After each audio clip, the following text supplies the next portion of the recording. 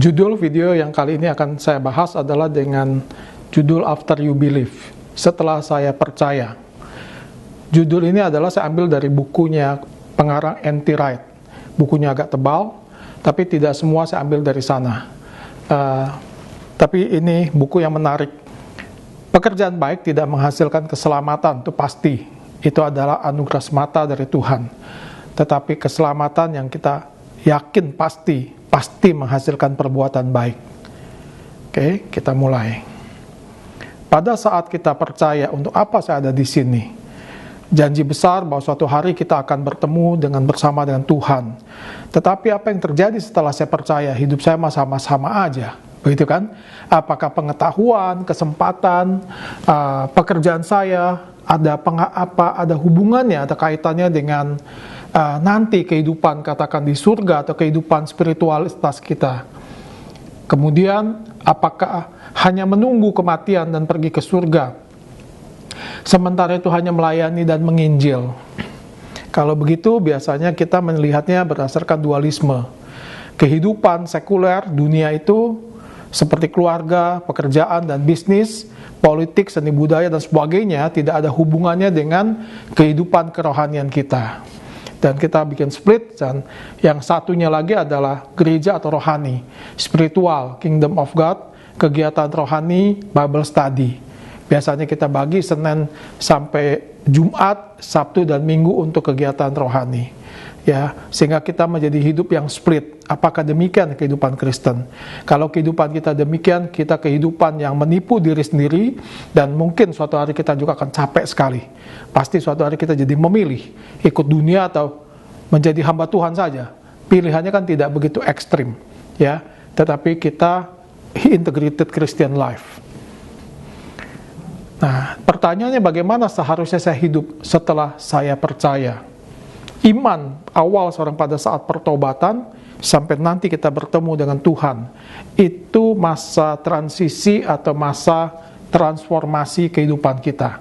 Ini adalah sisa hidup yang kita harus jalani, dan Roma harus mengatakan bahwa kita harus mengalami transformasi untuk melakukan pekerjaan baik yang dipersiapkan Allah sebelumnya. Untuk itu kita harus mempersembahkan tubuh sebagai persembahan yang hidup, yang kudus, dan yang berkenan kepada Allah. Nah, sekarang kita akan melihat persembahan tubuh sebagai persembahan yang hidup, kudus, dan berkenan pada Allah. Itu caranya bagaimana? Kalau kita melihat di Alkitab, terutama di dalam Perjanjian Lama, kalau kita mempersembahkan persembahan kepada Tuhan, itu seperti Abraham mempersembahkan Ishak, atau mempersembahkan kambing dan domba, ya. Tetapi apakah demikian saat ini? Tidak. Kita melatih tubuh kita dengan disiplin, ya, untuk menyenangkan hati Tuhan. Kemudian ini yang bertolak belakang dengan keinginan anak muda yang zaman sekarang ingin cepat kaya, menikmati hidup, ya. Bahkan di China, waktu di awal-awal iPad, iPhone dirakit di China, itu yang perakitnya itu sampai dia ngiri sekali, gua yang rakit tapi saya nggak pernah pakai. Sampai dia pernah bilang begini, lebih baik saya korupsi, saya jual ginjal saya, asal uangnya saya bisa belikan iPad dan saya pakai. Setelah itu saya mati, saya nggak apa-apa. Itu ada saya rasa bukan anekdot, itu memang kejadian yang di China di sana. Itu udah berapa puluh tahun yang lalu. Nah, Tuhan menghendaki kita memangkas kehidupan kita yang berlebihan. Ya, sekarang hiburan itu luar biasa sekali. Hanya melalui handphone, Netflix, apalagi Spotify, udah nggak usah dibanyak lah. YouTube yang mau cari apa saja ada di sana. Ya, nah, kita harus hidup sedemikian rupa agar jelas bahwa tubuh kita adalah milik Tuhan, bukan miliknya Starbucks, Netflix, atau Apple, atau yang lain-lainnya. Itu kita mesti tahu dulu, kita sebagai orang Kristen, kalau kita mau hidup kebahagiaan yang sesungguhnya, bukan kebahagiaan yang semu. Nah, kemudian kita harus apa? Kita harus cegah mata kita melihat sesuatu yang jahat. Ini sudah sebagai pengorbanan. Cegah mata kita dari yang jahat. Jangan biarkan lidah kita mengatakan sesuatu yang memalukan, ini sudah menjadi persembahan. Jangan biarkan tangan melakukan perbuatan yang melanggar hukum. Ini korban bakaran kita. Ya. Kemudian hal yang proaktif, tangan yang memberi, mulut yang memberkati, telinga yang mendengarkan firman Tuhan, kaki yang berlutut di hadapan Tuhan, dan kaki yang indah yang mengabarkan Injil kepada banyak orang. Nah, pengorbanan menjadi satu buah sulung dari semua tindakan lainnya. Berkorban dengan menjaga mulut, telinga, dan semua anggota tubuh kita. Tidak mudah hidup di zaman yang sangat berkelebihan seperti ini. Tapi saya mesti ingatkan, ini sebentar lagi akan berakhir. Sudah orang peringatkan luar biasa. Sekarang COVID, sakit penyakit. Nanti ini climate change akan berubah segala-galanya. Banjir, longsor, dan sebagainya. Kita akan menghidupi new normal. Jadi lebih baik kita kembali kepada Tuhan, kita kembali pada Kristus. Jangan coba mengalihkan firman Tuhan yang kita modifikasi ulang, kita package ulang untuk anak muda senang. Kalau anak mudanya senang mau dengan firman Tuhan, kalau Tuhannya tidak senang mau gimana? Ya. Nah, kita harus berkorban. Nah, persoalan yang tadi, yang sulitnya itu adalah kita ini sudah tenunan atau rajutan dunia ini. Saya akan bahas di topik overview yang lebih dalam. Kita ini manusia modern yang materialistis dan konsumerisme. Karena apa? Produksi di awal abad ke-20 ini itu dulu hanya produksi yang basic need mereka. Tapi karena produksinya melimpah, akhirnya mereka mengatur cara gimana supaya orang mengkonsumsi lebih banyak. Timbullah advertising. Advertising terus produksi semakin maju. Dibikinlah macam-macam produk yang sebetulnya nggak begitu dibutuhkan. Sehingga mata kita sangat ingin melihat barang-barang mewah, barang-barang yang diproduksi. Dan sekarang ini penggunaan IT yang masif sekali. Nggak ada di segala bidang kehidupan, termasuk ceramah ini, yang tidak menggunakan IT. Ini kalau tidak menggunakan IT yang agak canggih, tidak mungkin kita bisa begini. Dan kita ingin menjadi manusia yang mandiri dan bebas. Ini ada kisah yang menarik dengan kisah COVID saat ini.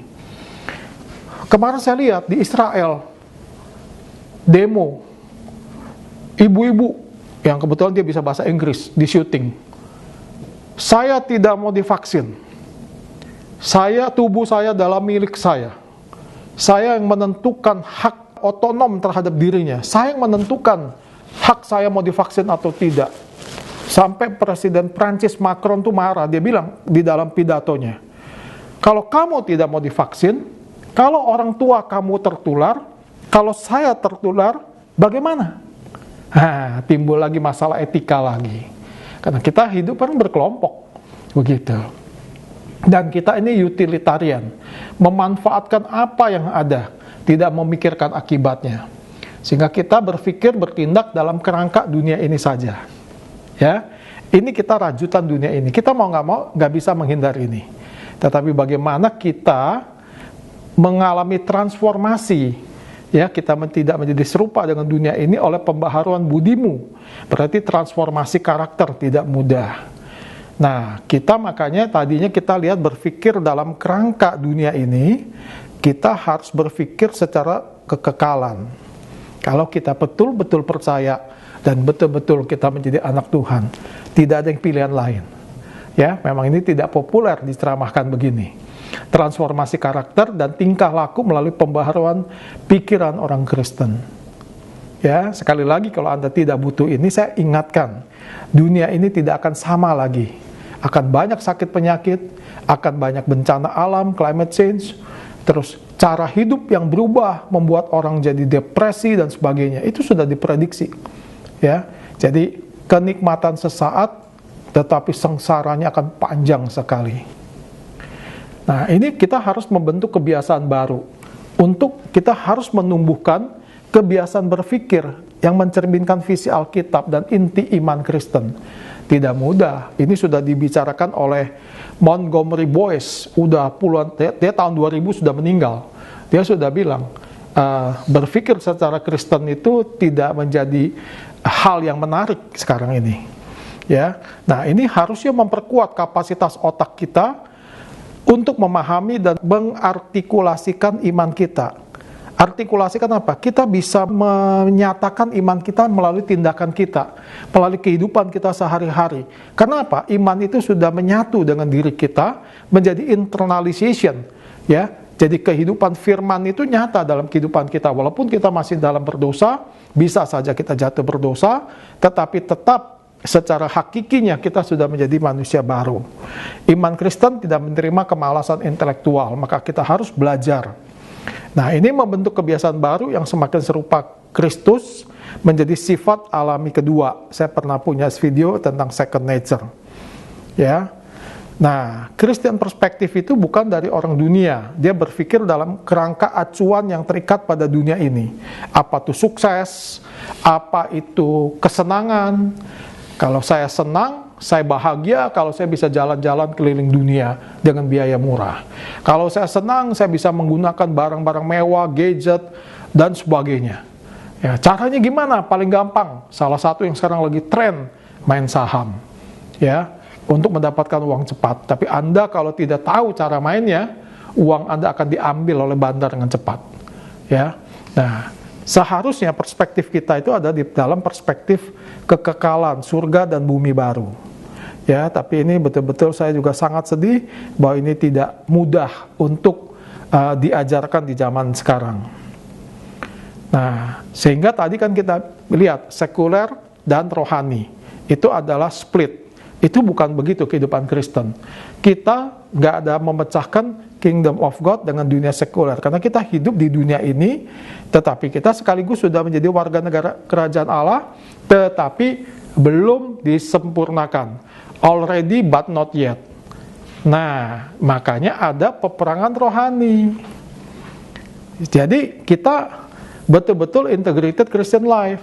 Kegiatan gereja lebih banyak kingdom of God-nya warna ini, ya, atau warna birunya dunia sekuler. Termasuk kegiatan gereja pun ada kehidupan sekulernya, ya, pekerjaan, keluarga. Nah, ini semua wilayah pertempuran di mana kita mengutamakan Tuhan atau dunia, dan kita nggak akan bisa menghindar sampai akhir hidup kita. Ya, kalau kita nggak hati-hati, kita mudah terpleset. Ya, kita hanya butuh pertolongan Tuhan karena kecenderungan hati kita, termasuk orang yang paling rohani pun seringkali kecenderungan kita adalah berdosa. Hanya pertolongan Tuhan yang memungkinkan kita bertahan terus. Ya. Nah, kalau kita udah tahu tujuan sasaran kita adalah restorasi seluruh ciptaan langit dan bumi baru, ya, menjadi penguasa dan imam dunia yang diperbaharui. Ada orang yang tidak percaya kehidupan setelah kematian. Ada orang yang bilang konsep neraka itu kengerian yang kejahatan yang luar biasa. Masa ada orang dihukum selama-lamanya, bukan seumur hidup, selama-lamanya. Ada orang yang bilang begitu. Tetapi saya tanya secara hati nurani yang terdalam aja, kalau orang berbuat jahat di dalam dunia yang begitu rupa, terus mati nggak ada hukuman sama sekali, lebih adil mana? Ya, nah itu hati-hati. Dan sekarang banyak pengajaran seperti itu. Nah, kalau kita ingin menjadi manusia ciptaan baru yang hidup di langit dan bumi baru, hanya melalui penebusan anugerah Tuhan semata, bukan karena pekerjaan baik. Kerajaan Allah yang sudah dinyatakan already but not yet secara keseluruhan sempurna sampai Kristus datang yang kedua kalinya.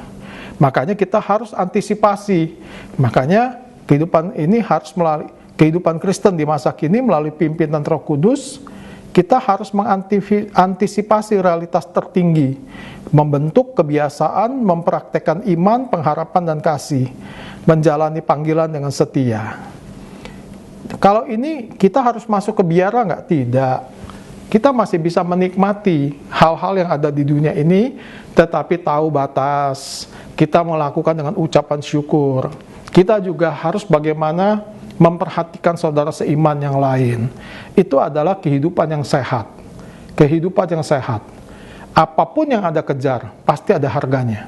Anda mau kejar kekayaan, ada harga yang mesti dibayar. Banyak hal. Jadi hati-hati, orang yang belum mencapai selalu ingin. Kalau udah capai, nyesel. Atau bahkan, oh cuma begitu doang ya. Gitu. Janji firman Tuhan, ya dan amin. Ya. Nah, ini akan membentuk sifat alami kedua, mengembangkan kekuatan karakter dalam kerangka Kristiani. Ya, jika karakter yang telah diubahkan itu beroperasi penuh, maka akan membuahkan hasil yang spontan, apapun tindakan kita, keputusan dan tindakan yang mencerminkan apa yang telah terbentuk jauh di dalam. Transformasi karakter bukan sekedar menjaga aturan dari luar, ya. Kalau kita mau pergi ke satu konser yang harus bajunya pakai, dan sekarang sih udah nggak ada ya. Dulu naik pesawat tuh harus pakai jas, bukan harus, tetapi menjadi satu kebiasaan dan mereka menjadi kayak orang terhormat gitu ya. Nah, itu semua aturan-aturan yang dari luar, tetapi terbentuk karakter yang terbentuk dari dalam kita dengan latihan dan praktek yang tiada henti. Saya hanya menyampaikan firman Tuhan. Saya harap banyak anak muda yang sungguh-sungguh mau mengerti hal ini dan mau menjalaninya. Terima kasih.